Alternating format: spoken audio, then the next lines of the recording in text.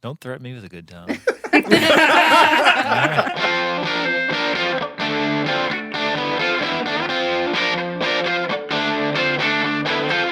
I'm Rhodes Bailey, and welcome to the Asylum South podcast. Today on the show, we talk to the former Congressman Joe Cunningham about his time in Congress, the future of South Carolina, and we play a game called Band or Beer. We call them two-take Bailey. Two-take Bailey, that's right. Two-take Usually Bailey. two. It's two. All right. Our guest today is former Congressman Joe Cunningham. He was elected to South Carolina House District Number 1 in 2018.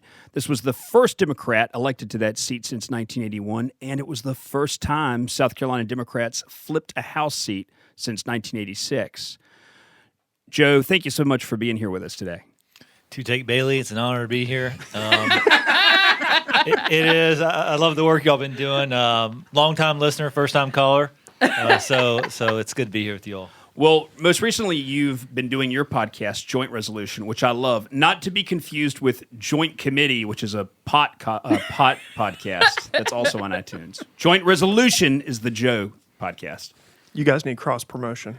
That's it. That's right. Okay. Well, okay. Is this the part where I put my plug in for With Joint us? Resolution? Sure. Absolutely. Put Okay. a plug in. All right. Yeah, I'll fire away here. Yeah. No pun intended.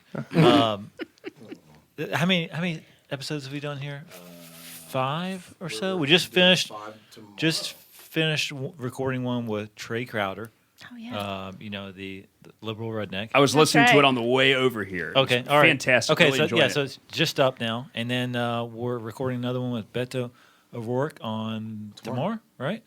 So we've been getting a lot of good names, a lot of great conversations, having Democrats and Republicans on, having people with knowledge on specific issues to talk about those, and just it's just doing something a little bit different that I think brings a lot to the surface, and especially whether it be a specific issue or just Democrats and Republicans realizing that there's a lot more we probably agree on than disagree on, and just highlighting some of that stuff.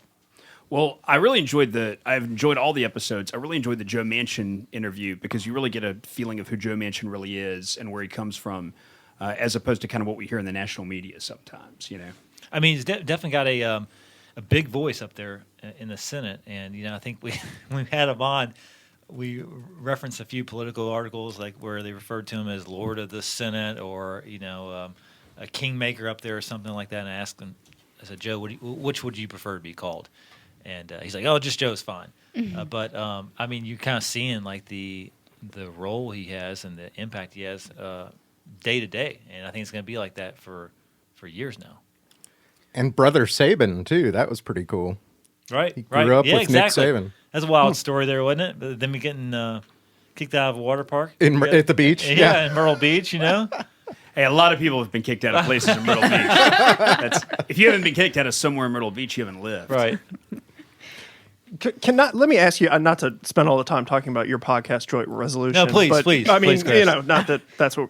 But the thing about the Joe Manchin interview, it really struck me is that this is a guy who, I mean, he gets a lot of ire, particularly from the far left, in the Democratic Party right now because of things like the filibuster. But you listen to that interview, and I agree with Rhodes. You get a sense for who this guy is and his vision for politics and the idea that the minority party's participation in legislation is essential, right, to create lasting progress. And he really, in a lot of ways, reminds me of, Joe Biden, who I think taught a lot of us that, what's important in American politics is that the center holds. And so both of those guys remind me a little bit about you and your brand of politics. But I want to press you on that, though, because, it seems to me that there's a limit to the Joe Manchin theory or the Joe Biden theory or maybe even the Joe Cunningham theory, which is, what do you do after the minority party does not come over to participate in good faith? I mean, we went through this 8 years of Barack Obama. I mean, if we had a U.S. Senator Joe Cunningham or a Governor Joe Cunningham, you reach out, you make the good faith effort, you're not going to get any cooperation. What's your next play? I think that what you said is one of the arguments you hear for getting rid of the filibuster is that if Republicans operate in the same manner they did when Obama was elected, which was with the sole intention to make him a one-term president and not work with him on anything, then that was a reason to get rid of the filibuster and just say we're gonna move forward and we're gonna pass effective legislation. I think it can be short-sighted. I think when you look back at what we were able to accomplish in such a short time, I think the key takeaway is that bipartisanship works. I had 2 of my bills signed into law by President Trump in a divided Congress. The people serving from South Carolina for years and years and years will never come close to that. But because we took that approach and that pragmatic approach that brought people into the fold, I think we had short-term victories, but also there's a long-term plan here as well, and that's not letting the far fringes of the parties control this dialogue, but reminding people that the majority of the country is somewhere in the middle. They're either somewhere to the a little bit to the left, or a little bit to the right. But unfortunately, we see the fringes get the loudest voice or dominate that, and it's just the idea of pushing back against that, I think, needs to remain in the narrative. But let me press you on that point, because you mentioned 2 pieces of legislation that you passed. I mean, a big deal for a first-term member of Congress, right? I don't know. Talk about overperforming. Massively overperforming, and by all outward appearances ran a very, very competent re-election campaign. But politically, there was no reward for that. There was no reward for doing your job. I think that's to be the case in a gerrymandered district. You look at our district. We have 5 parts of 5 different counties, and I can take you down roads in Charleston where I can say this is clearly drawn upon racial boundaries. It's one of the most egregious things in politics when you have politicians drawing their lines to pick their voters instead of the other way around. And what it comes down to is essentially stealing seats. And you look at how South Carolina's congressional map is drawn. It's for 6 safe Republicans and 1 safe Democrat.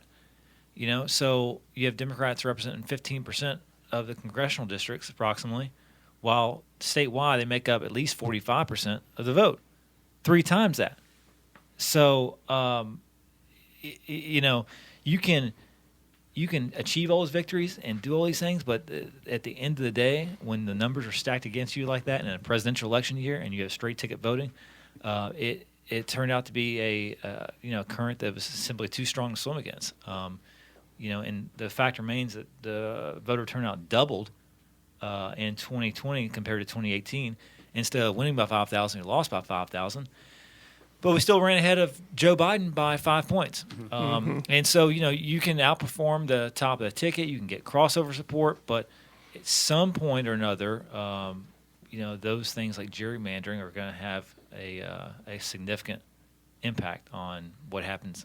So you were somewhat uniquely situated in that you were one of very few, I think 29, I believe I counted, members who represented a district that, by the Cook political index, should have gone to the opposite party.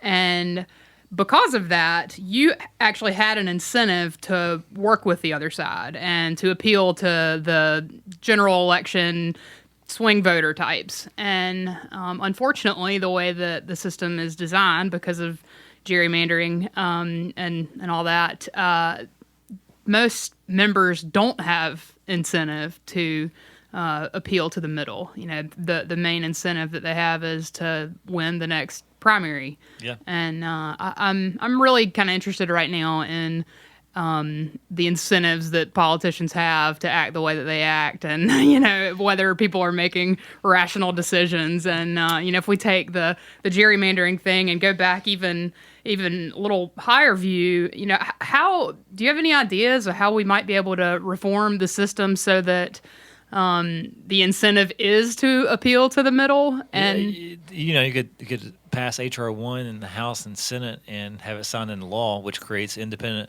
redistricting committees. It can be done on computer programs as well, so long as someone oversees it and it's done in a fair and effective manner. But having the state legislature, and to be clear, Democrats and Republicans have both done it. But when you charge a partisan body with drawing the boundaries to determine who's going to control or who's going to be favored in those districts, you're kind of putting the fox in the hen house. And if you take a step back and explain that to folks, and like what you're saying, not only are folks disincentivized to work together, but it becomes a liability. If you're in a Republican drawn district and you even think about reaching across the aisle to a Democrat, all of a sudden that's going to come back to bite you in a primary, and that's going to be used against you. So what kind of system do we have set up right now where not only do we not reward that bipartisanship and people working together, but people see that as a weakness? And, we got story after story about folks who, Republican friends of mine who come up to me in the House gym or on the House floor and like, I wanted to get with you on that bill. I want to help you on this, but getting pressure from leadership to stay off of it, because they look at those numbers game and hope that in 2 years they'll be able to flip that seat or be able to. So you have a group of Democrats that Republicans are disincentivized to work with because they see those seats as potential pickups, and vice versa too. But I totally agree with all that. But it's, I think, worth noting that we still have this problem in the races that are more competitive, like the statewide races. I mean, obviously, we still have more Republican voters than Democratic voters in this state. But I mean, you look at the way that McMaster has behaved, well, just pretty much the entire time he's been in office, and it just seems like the only thing he cares about is the next Republican primary. And I mean, gerrymandering isn't even, a cause there. Well, I mean, look at how much time do we have on this podcast? I mean, exactly. You look at what's being passed right now in the state legislature. We've got businesses that are shuttering. They're closing their doors. Basil, my favorite Thai restaurant in Charleston, I didn't know that. just closed. I love Basil. Months ago, Justine's Kitchen, another staple where I lived above in college, Yep. Wow. closed down. People are going up. I listened to stories today at lunch about people's family members who've passed away from COVID. Take all that into consideration, the health and economic crisis we're in, and then you compare that to what the governor's priorities are right now, which is an abortion bill that is clearly unconstitutional, and that our state will spend millions defending at our own peril. An open carry bill, allowing people to strap firearms on their side and walk around in public.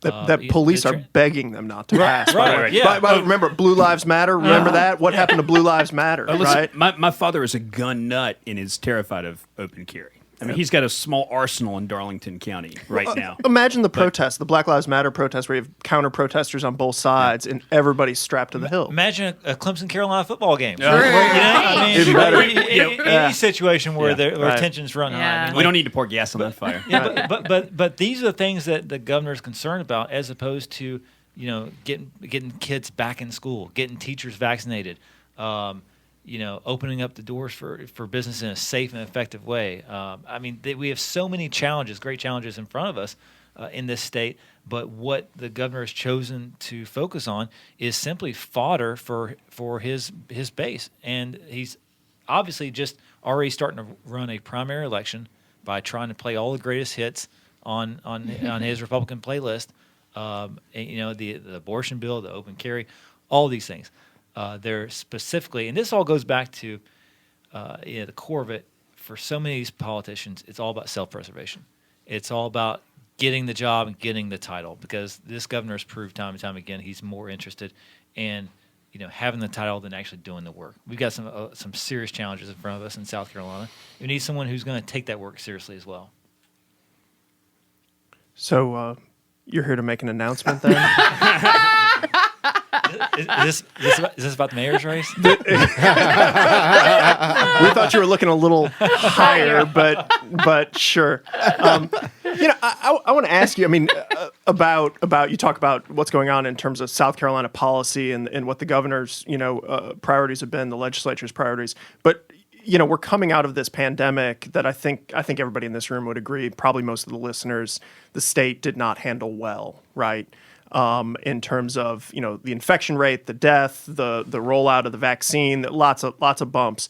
But we're at the point where the conversation really is, how do we get out of it?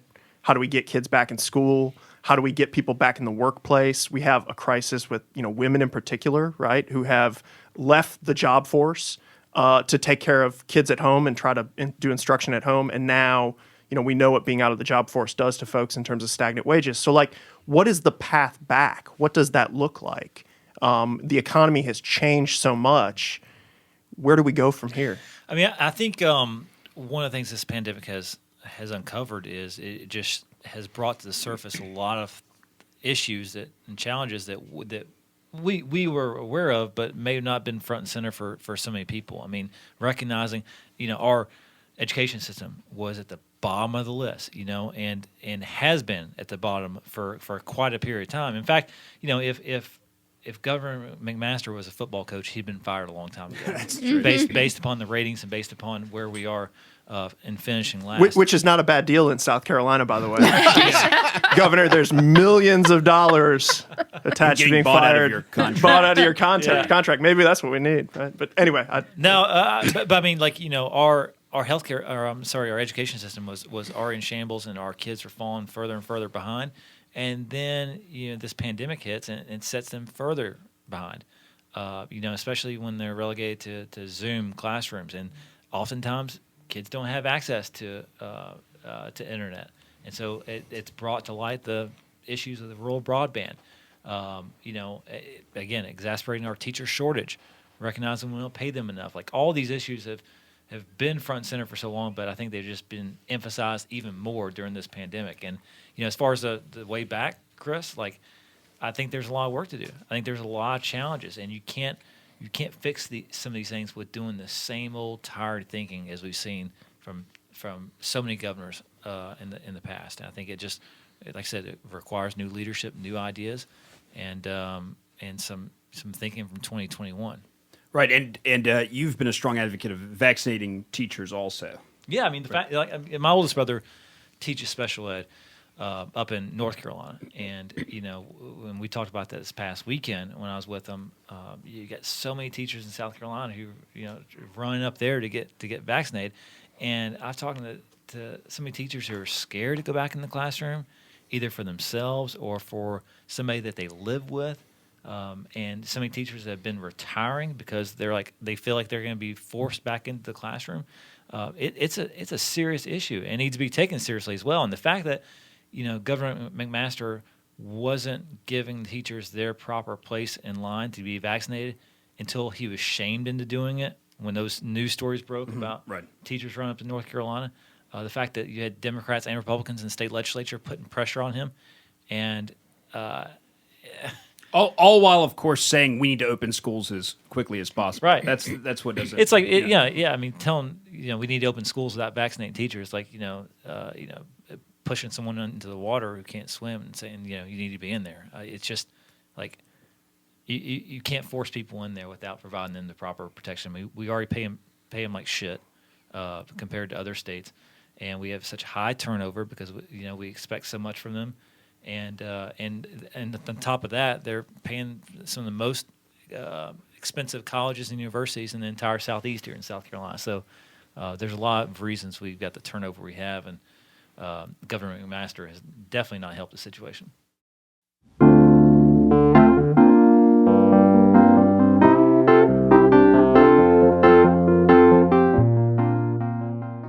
Hey, Rhodes, what's up? I'm doing all right. I got a friend who's been kind of bummed lately. He just turned 40, and it's all work and family and work and family. Midlife crisis. Sounds like your friend needs a recording session at the Jam Room recording studio. Huh. How do you think that's going to help?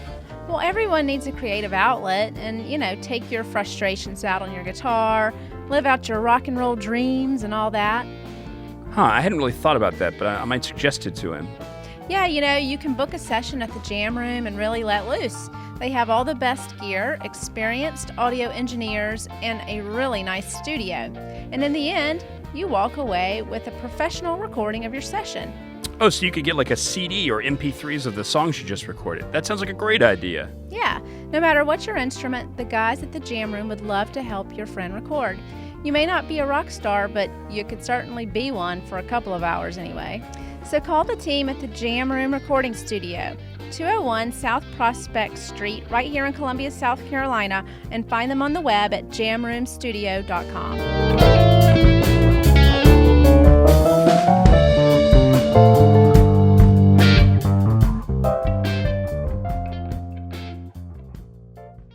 Well, Well, I've got a hard-hitting political question for you. You've run for office. Was there ever pressure on you before you ran for Congress to shave? Because I feel like Joe's done it. I feel like he did a service to the rest of us because I get to run for state house and not have to shave my beard. It's true. I was like, Joe Cunningham's a I winner. think this guy tried to give me a shave, maybe. No, That's Tyler Jones in the studio with us. Yeah. That question got a reaction from Tyler. His face. Well, yeah, but Tyler, what do you think? Is it still the standard you're supposed to shave? I think he broke the glass ceiling. I kind of think he did. I think he paved the way for the Rose Baileys of the world. Well, thank you, Joe. Bearded men everywhere. You taught us all how to run. Well, I shave my beard off when I want to look younger and fatter. Me too, Rhodes. Me too. Joe, obviously you're in the Lowcountry, and a lot of great chefs and barbecuers like Rodney Scott, who is from me and Lauren's old turf, the PD. PD man. Now national media is like Charleston's Rodney Scott, and I'm like, hey, It's infuriating. we had him first in the backcountry. But tell us, do you have an opinion on barbecue sauce, vinegar, mustard, tomato? I'm making a face of it. Now we really see if he's running for statewide office. Yeah. Lean in, everybody. Or what do you like about each? It's not a binary thing. You don't have to pick one. No, yeah, I can do all the above, right? Okay. He's running, folks. He's running. Whatever served with cold beer. How about that? That does it. Yeah. Good answer. Well, Good I answer. didn't even until I lived here for law school. I didn't have a lot of exposure to mustard. So on the coast, it's still more vinegar and everything. But up here, we've had some pretty good mustard stuff. Mm-hmm. Absolutely. Yeah. And then you may have some experience with I guess Kentucky barbecue was mutton, right? Somebody told me that. I don't know. I've never. Is that true? It's made with possum. So he got here as fast as he could. I'm kidding. No, it's pulled pork mainly. Yeah. That's Pulled possum. Yeah. Well. I have had people tell me great recipes for possum. That's why that came to mind. The only marsupial native to North America. Is that right? The opossum. The more I'll you be here know. all night. Well, Joe, we can certainly talk about some more serious matters. But while we've got you here, we'd like to play a game with you called Band or Beer. You are a known South Carolina craft beer aficionado and really kind of a low-country beer hype machine. Nothing mixes better with beer. Well, barbecue mixes. Nothing mixes better with beer than music. So we wanted to play this game called Band or Beer, and this is featuring all South Carolina craft beers and South Carolina bands. So here we go. Okay. All right. We got a few here, and then we'll throw it to Tyler if Is he the phone a friend? Yeah. he's your phone a friend. We got Tyler Jones here, famous South Carolina consultant. Also in the studio. Say hey, Tyler. I don't Hey, know. everybody. Okay. All right. So this is either going to be a craft beer made in South Carolina, or it's going to be a band from South Carolina. Okay. Are we ready? Yeah. Okay. Number one. Getting thirsty. Oh yeah. By the way, thank you got for some bringing hot us. beer. If that beer were cold, we would have definitely cracked it by now. I had a 6-pack I was giving Dan Crenshaw up in D.C. one time, and I put it in my office, and I actually didn't put it on top of the radiator or whatever, so I went and gave it to him. And, it was steaming hot, and I realized it. And He deserves it. He got it. He's like, oh, great, some hot beer. I'm like, I think to myself, man, what an ass, man. I lugged this stuff up from South Carolina, and then you bust my balls about it. Is that the famous beer incident where you No, were? no, I was bringing stuff up for weeks. Yeah. I just want you to know the runner. Sergeant at Arms could not keep your 6-pack or rioters out of the St. House. Right, yeah. It's wide open up there, baby. Yeah. It's wide open. Anything goes. Yeah. Well, we don't. I mean, to be fair, we don't see a lot of radiators in the South, right, or in South True. Carolina. Right. Not as many, Yeah. right? What is this thing? Yeah. It's something. It's like It's a time sort of machine. a bumpy table. Just put this. It's a stuff on machine it, that right? creates hot beer, apparently. Yeah. Okay, number one, band or beer, Pillow Fort. Band. That is actually an IPA from Edmonds Oast in Charleston. Oh, man. Great brewery. Still, I do kind of want to name a band Pillow Pillow Fort. Fort now. All right. Hello. All right, number two, Swingin' Medallions. Got to be a band. I'm thinking band too. This is gonna be embarrassing if I miss 2 in a row though.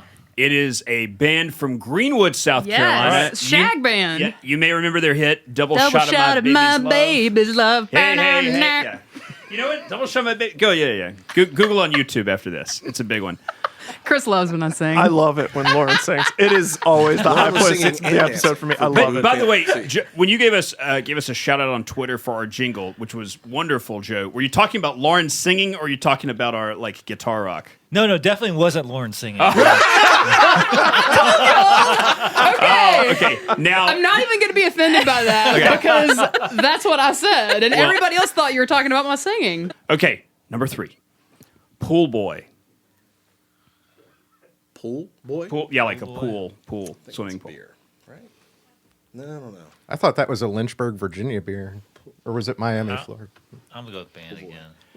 Actually, it is an Damn IPA from Spartanburg. But I mean, to be fair, these aren't low country beers. RJ Rockers Brewing, RJ Rockers, who are great. brewery. I love RJ Rockers. Pool Boy is from Spartanburg. Gotta get up there then. We love Gotta get my Spartanburg. feet on the Right. ground. We love Spartanburg. I just want you to know, Brand Jessica ambassadors. Lathran, our crack research team, is crushing you on this game. I know. mean, know. this is Jessica's I know. work product. After this is done, I'm gonna have to call mom and have her pick me up here. that's how bad I'm getting beat this game. well, to be fair, I mean, originally I had all these questions picked out, and Jessica goes, "No, Rhodes, they need to be all South Carolina beers," and she pulled up amazing ones. Oh, man. Okay, here we go. I think you're going to get this one. Ranky Tanky. Band. That's right, a that Charleston. That's one. Charleston. On a roll, baby. Yeah. Ranky Tanky. You can't stop me now. Charlton's band. Yep. Yeah. They That's just won a right. Grammy, Yeah, right? that's right. Yeah. It's Quentin Baxter, Kevin Hamilton, Clay Ross. They were in this band called Gradual Lean, and I remember them from when I was in Charleston. They were an awesome band. But yeah, Ranky Tanky is like really big right now. I think they played a Biden Harris event too, right? Yep. Yeah. Oh, cool. That's right. Okay. Alien Hat. These are hard. Yeah, it's either a really bad band name or a really good beer. I'm gonna go with beer. It's a beer, Columbia Craft. It's a watermelon sour. All right. What brewery? Oh, thank you. It's Columbia Craft Brewery. Columbia okay. Craft, really Yeah, great right here. brewery, right here in town. All right, Stretch Armstrong. Definitely a band. That's right. It's an old hardcore band. They might still be around, but when I think I know one of those guys. Do you know those guys? they came to Florence Was when it, I was a kid, and they've had a few Did incarnations. they play at Shooters? I'm sure they played at Shooters. Johnny Holt used to be in that Was band. he really? John Holt. You know John, I yeah, know John John. Holt. You know John. I think he was in that band. I think he played bass for that band. Stretch Armstrong, man, old school indie rock, could be wrong. indie, but very, a little screamy, I remember them. Yeah. Okay, double bass drum. I feel like it's a trick question. Yeah, it is. I'm trying to read you over there. A liquor drink? I'm gonna go with beer. Yes. You got it. Yes, it is a Greenville sour IPA from 8th State Brewing. Double bass drum. That's a super cool brewery too. So Yeah. if you're in Greenville, go check them out. Don't threaten me with a good time. Like I will talking about rearrange my gerrymandering. schedule. That's right. You understand me? Hey, I got you. Yep. Say I won't. Say it. All right. Candy Coffins.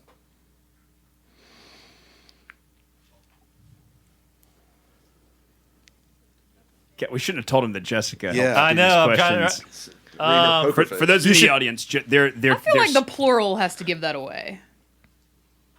to be fair, they don't have the answers, so I'll allow Is the it I answers. didn't look at is the it answers. the Candy Coffins or Yeah. just No. Candy Coffins? Candy Coffins. Candy coffins. Good. Tyler's an old music guy. He gets, yeah. That would give it away for me. I'd say Band?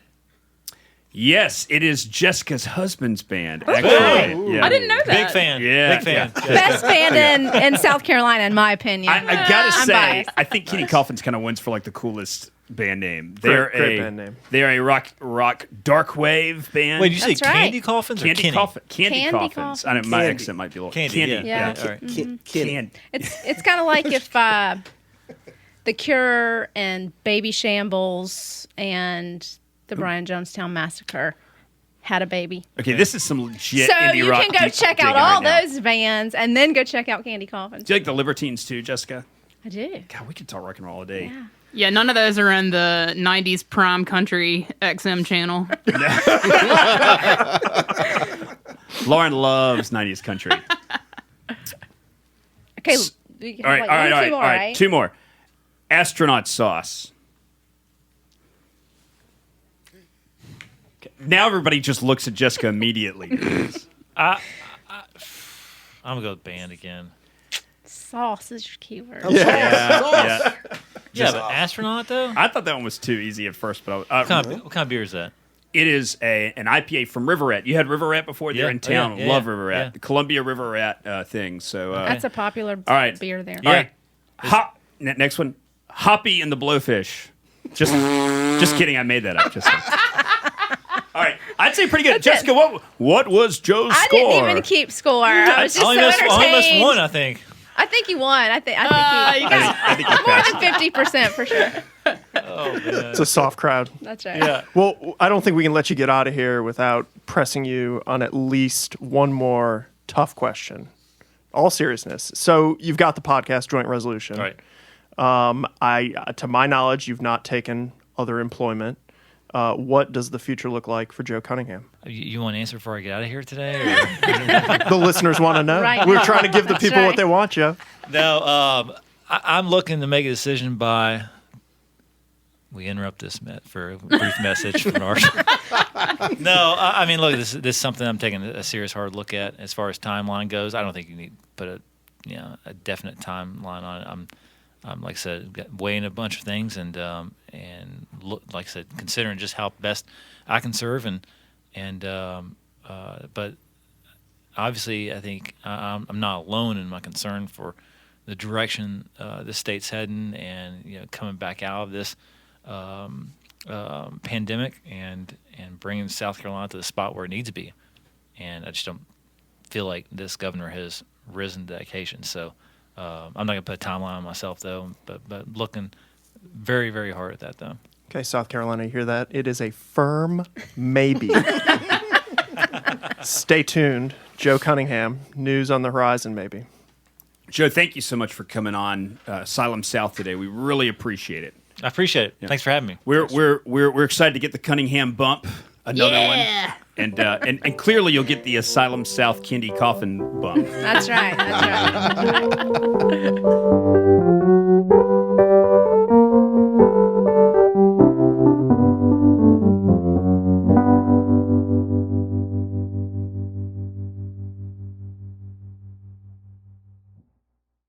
A special thanks to former Congressman Joe Cunningham and Tyler Jones for coming and joining us here today. Be sure to follow Joe Cunningham on Twitter as well as Tyler Jones on Twitter, and check out Joe's new podcast, Joint Resolution, which you'll really like. Thanks again to those guys for bringing us a 6-pack of Westbrook One Claw from a brewery in Mount Pleasant, South Carolina. Asylum South was recorded and engineered at the Jam Room in Columbia, South Carolina. Sound engineering by Zach Thomas. Theme music by me, Jake Irwin, Evan Simmons, Spencer Collins, and Zach Thomas. Contributors are Lauren Manning Gandy, Chris Kinney, Jessica Lathran, and Mike McCauley. Find us on the World Wide Web at asylumsouth.com, at Asylum South on Twitter, Asylum South on Facebook. You know the rest, Apple Podcasts, Google, Spotify. We'll see you next week on Asylum South.